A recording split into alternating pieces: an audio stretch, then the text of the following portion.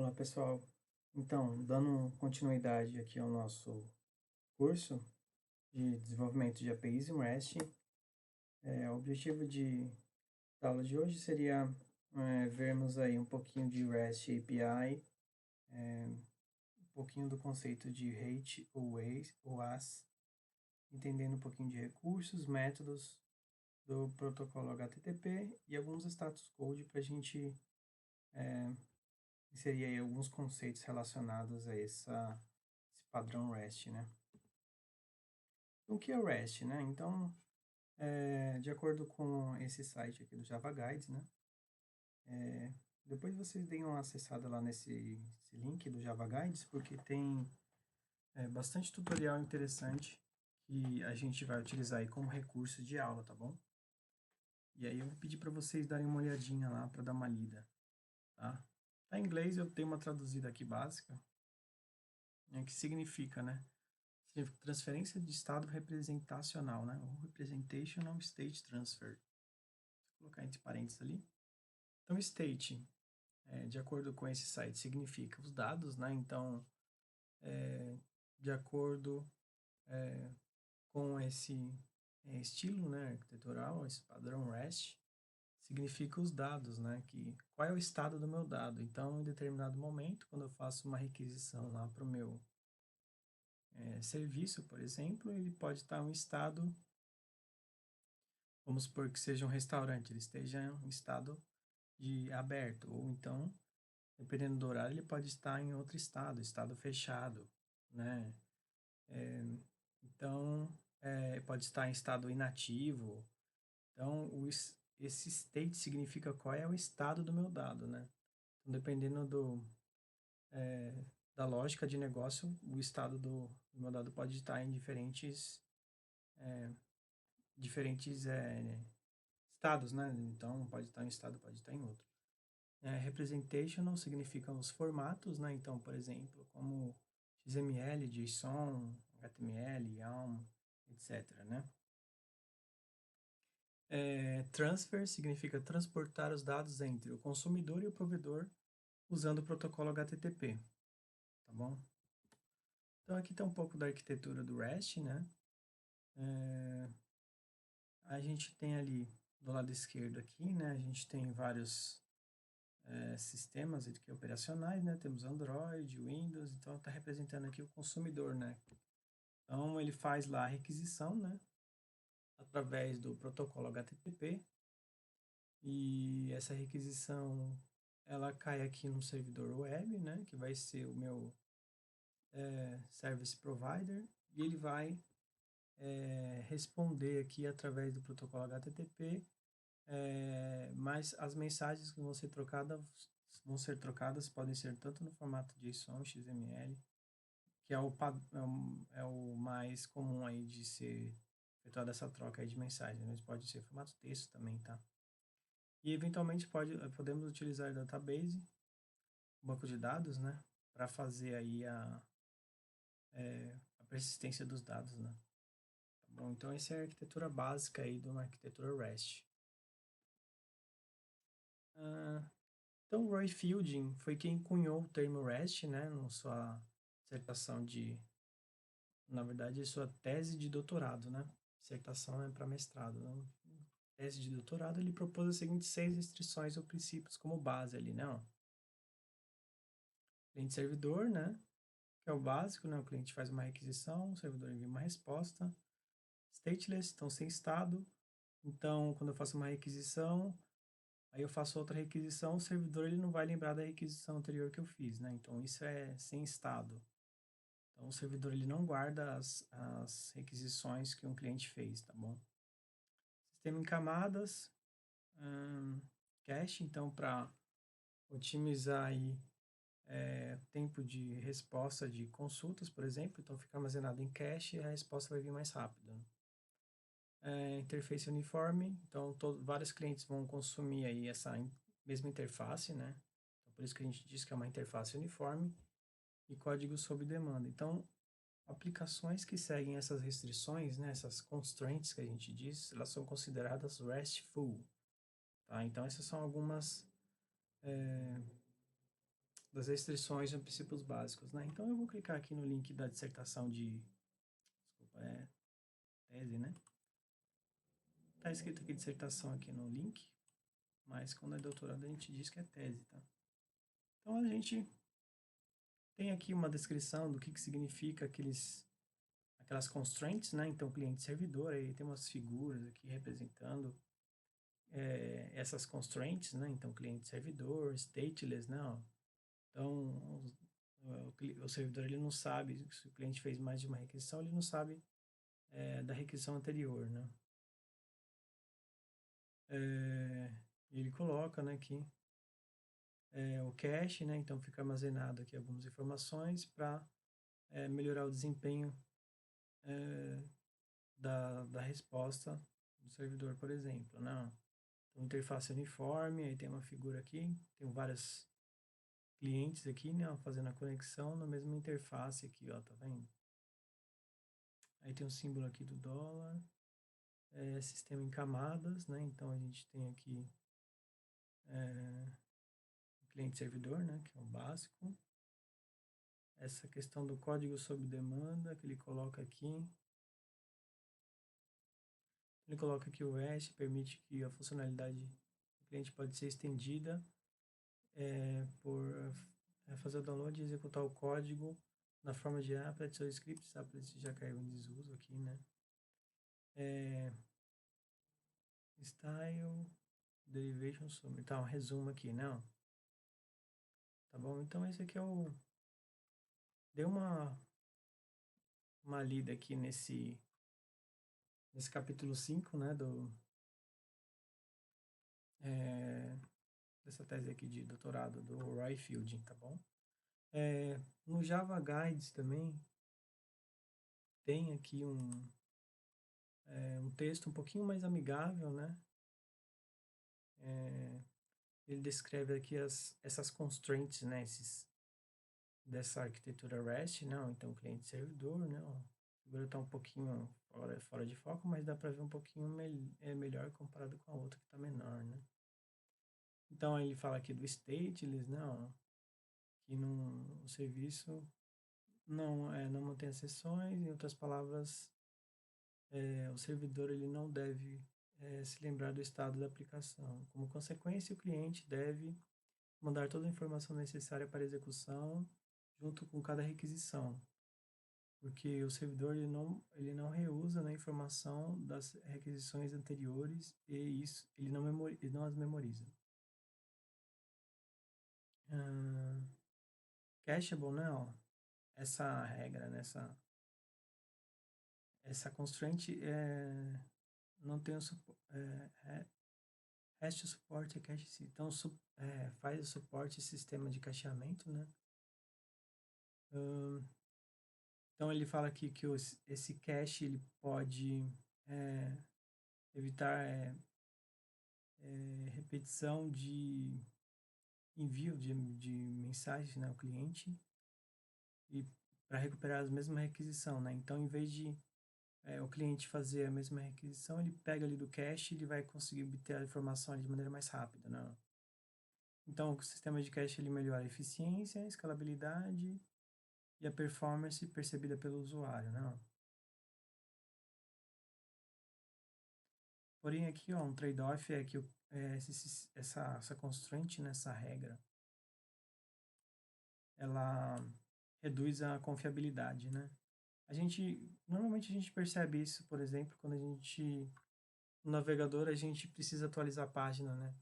Para ele atualizar a página. Às vezes a gente está acessando uma informação que está desatualizada, então a gente tem que clicar no botãozinho de refresh aqui para ele como se fosse buscar a informação novamente em vez de buscar no cache, né? Vamos dizer assim. E ele coloca aqui interface uniforme, né? Essa constraint, essa regra indica que uma interface genérica para gerenciar todas as interações entre o cliente e o servidor de maneira unificada. Então aqui a gente tem dois clientes, né? Que estão acessando aqui a mesma interface para todas as interações, né? E ele coloca aqui uma descrição. Então, a arquitetura, o sistema, né, de maneira geral, é simplificado e a visibilidade das interações é melhorada. Implementações são desacopladas, né, do serviço que eles provê e encoraja a evolução independente, né? Evolvability. Trade-offs, né? Então, troca. Então, degrada a eficiência. Essa questão aqui de interface uniforme. Tá, então é isso. Essas são as constraints, tá bom? Então, dei uma lida aqui também nesse outro artigo do Java Guides, que está bem melhor aqui. Talvez melhor explicado, né? Enfim. Então, voltando aqui. E aí a gente entra nesse conceito de ratio as hipermídia. É uma palavra meio... É um acrônimo, né? Que significa Hypermedia as the Engine of Application State, né? Então, o que significa isso, né? Então, uma restrição de arquitetura de aplicações REST, né? Que as distingue de outras arquiteturas, né? Então, tem esse exemplo aqui, ó, que foi feita uma requisição e retornou aqui um status code de 200, a gente vai ver o que significa, né? Então, é que a requisição foi bem sucedida, né? Então, aqui para uma conta, essa conta tem alguns atributos, né? O número da conta, qual o valor que ela tem na conta e alguns links, né? Ó. Então, o que eu posso fazer aqui, ó, com esses links? Então, eu posso depositar, eu posso retirar, transferir, certo? Aí, dependendo da quantidade que eu tenho em conta, o estado da minha aplicação, né? Ele pode mudar, por exemplo. Então, vamos supor que essa conta aqui, ela esteja negativa. E aí, o link que me aparece aqui embaixo é só para fazer depósito. Então, eu não posso mais fazer o que eu fazia na outra... Quando eu estava na outra situação, lá no outro estado, né? Ó. Então, repare que é a mesma conta, né? 1, 2, 3, 4, 5. Eu não posso fazer retirada nem transferência. Então, o que eu posso fazer é somente depósito, né? Então, eu não posso fechar a conta também, porque eu preciso quitar a minha dívida aqui, né? Então, isso que significa que esse Hypermedia as the Engine of Application State, né? Então, através dos links aí eu consigo saber qual é o estado da minha aplicação. Nesse caso aqui, eu sei que essa conta está devendo e o que eu posso fazer, né, é somente fazer o depósito aqui para essa conta, tá bom? Então, isso que significa esse rate as, tá? Tem alguns links, outros exemplos, né? Esse do Treinar Web e esse vídeo aqui que o rapaz explica lá, também que é bem interessante. Eu vou abrir esse link aqui e vamos ver se o exemplo aqui tá fácil para a gente dar uma olhada, né? Não era exatamente isso que eu queria ver. Deixa eu pegar aqui direto no link. Esse aqui acho que é do Treinar Web. Deixa eu só tirar o link aqui. Tá, então nesse site aqui do Treino Web ele dá um exemplo, né, desse Haters. Então aqui tem um exemplo de cursos, né? Então aqui tem um curso relacionado a C Sharp, tem as aulas, né? Tem outro curso aqui de PHP, tem as aulas também, outro curso de Java aqui, né? Então se essa API implementasse o padrão Haters, a resposta obtida poderia ser outra, né? No lugar de listar as aulas, cada curso teria um recurso próprio que retornaria suas aulas. Então, evitando assim que elas fiquem expostas no corpo da requisição. Então, utilizando ratios, né, ó, ele vai descrever aqui as aulas através desse link aqui, né? Então, aula 1 do C Sharp. Então, ele vai redirecionar para essa aula 1, aula 2, e aqui aula 3, né, do Java PHP, né? Então, é um pouquinho diferente, né? Então, basicamente, esse é o exemplo, né? Numa aplicação que utiliza aí esse padrão ratios, né? Ó. Vantagens, né? Ó. É permitir representar o estado de um recurso ou as limitações de um usuário sem a necessidade de implementação de outras lógicas no cliente. Por exemplo, imagine uma API de um banco. Ao consultar o saldo do usuário, caso ele tenha saldo em conta, pode ser retornado os seguintes dados. Não. Então, é retornado aqui, ó. Então, eu posso fazer um get aqui, ó, um put, que é atualização, na conta saque, conta depósito, né? Caso não tenha saldo, ele vai mostrar aqui, ó, que eu só posso fazer um depósito, né? Então, o tipo de ação que eu posso fazer é um put, que é uma atualização, vamos dizer assim, né? Então, basicamente, esse é o que significa aí essa questão do ratios, né? Então, voltando aqui. Tá? Então, o Roy Fielding, né? Aquele que criou esse padrão REST, né? Então, daqui Abstraction of Information in REST is a resource. Então, é um recurso, né? Então, a abstração chave da informação nesse formato, desse padrão REST, né? Esse estilo arquitetônico REST é um recurso, né? Então, o que são esses recursos, afinal, né? Então, a gente pode representar esses recursos, por exemplo, que significa através dessas URIs, né? Que é Uniform Resource Identifier, se não me engano é isso. E aí, essas URIs, a gente consegue representar os nossos recursos, né? Então, por exemplo, no caso de um blog, né? Ó, esse link aqui, ó, esse primeiro link, blog.example.com/posts, representa uma coleção de blogs. Então, aqui eu posso colocar todos os posts que eu fiz, né? Nesse link aqui, ó. Então, os recursos representando os posts, né? Esse outro aqui representa um recurso identificado pelo post número 1.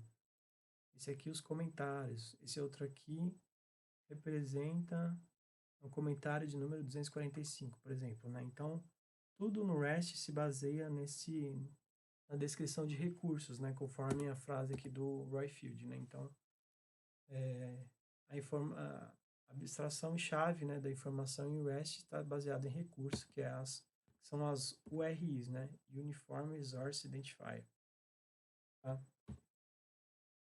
Então, representação. Os componentes REST eles interagem com o recurso, transferindo suas representações para um lado e para o outro, né? Eles nunca interagem diretamente com o recurso. Então, o mesmo recurso ele pode ter várias representações, e essas representações elas podem variar de formatos: HTML, XML, JSON, baseados em texto em formato binário, ou PDFs, JPEGs e MP4.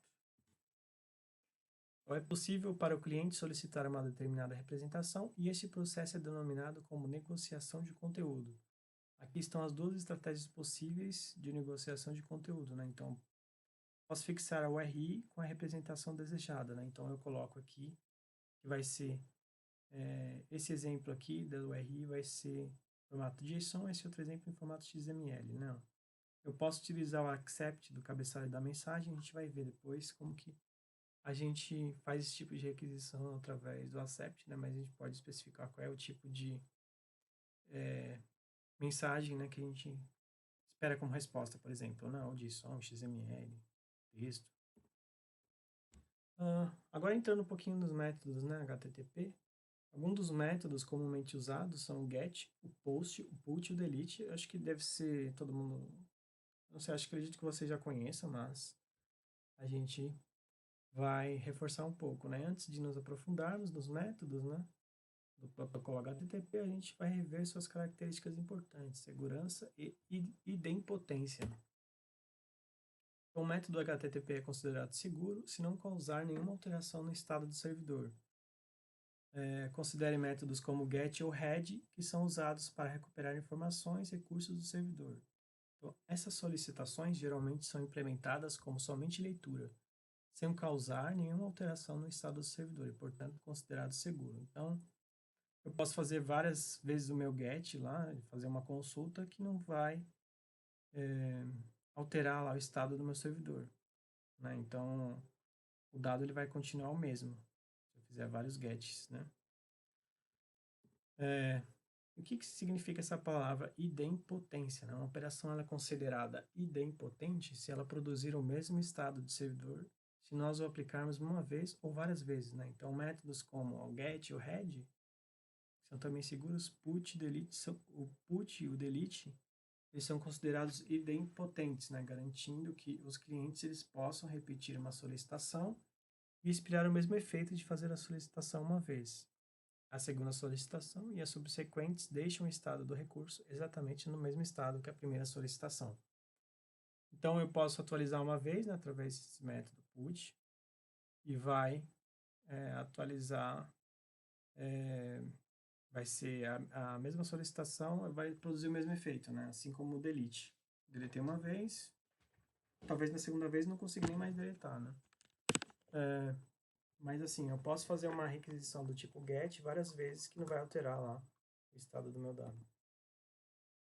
O método GET ele é usado para recuperar a representação de um recurso, né? Então, por exemplo, eu faço GET para esses dois links, ele vai me retornar, por exemplo, esse blog, esse post 1 aí. Esse post você pode recuperar vários posts aí. Como as solicitações GET elas não modificam o estado do servidor, elas são consideradas seguras e idempotentes. Temos exemplos, né, de uma requisição do tipo GET, né? Ó. Aqui a gente tem cabeçalho, né? Ó. Accept, né? Ó. Aqui ele vai aceitar texto, HTML, XML, enfim. E aqui embaixo, o tipo de conteúdo, né? Ó. Na verdade, o conteúdo, content type, né? Aqui, ó. Então, aqui é o método na get que vai fazer, e o content type aqui, ó, vai formato texto e HTML. Então, a gente percebe aqui que a resposta do servidor foi em HTML, né? O primeiro post, hello world, né? Então, é conteúdo que ele espera como resposta aqui, ó, é texto HTML.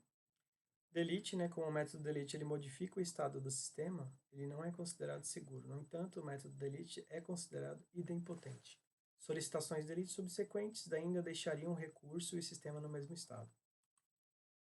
Put não é uma operação segura, né, pois altera o estado do sistema, no entanto é considerado idempotente, pois atualizar o mesmo recurso uma vez ou mais de uma vez produziria o mesmo resultado.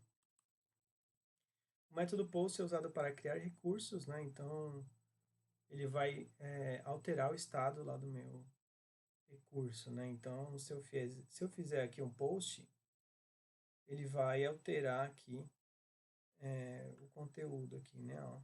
Então, se eu fizer um post aqui, ó, ele envia no corpo da requisição, application JSON, então ele não é considerado idempotente, não. Tá? Ele não é considerado seguro, pois altera o estado do sistema, né? Múltiplas invocações post resultam na geração de vários recursos, tornando-o não idempotente. Patch é usado para executar atualizações parciais em recursos, né? Então eu faço uma atualização ali pontual em determinado recurso. Então, resumindo, create eu posso utilizar o post, update o put, read, ou seja, a leitura eu posso utilizar o get, delete. Bom, entrando no status code, né, ó, quando eu utilizo aqueles métodos lá, o protocolo HTTP, o get, post, put, delete, eu vou obter alguns status code, né? Então, se começa com 1, eu tenho um código do tipo informacional. O código começa do tipo 2, tá? 201, sucesso. 300 alguma coisa, eu estou redirecionando. 400, por exemplo, 404, né? O cliente faz uma requisição inválida para uma URI que não existe, né? 400 e pouco. Começando com 5, 500 alguma coisa, é erro do servidor. Então, esses são alguns status code aí que a gente precisa conhecer para saber qual é o status code que está sendo retornado pelo servidor. Um resumo, né? Pessoal, então essas são algumas referências, tá bom? A gente vai ver um pouquinho mais de teoria, depois a gente vai começar a implementar na prática aí uma API REST, tá bom? Então é isso, gente. Obrigado aí, até a próxima. Mais algumas referências aqui.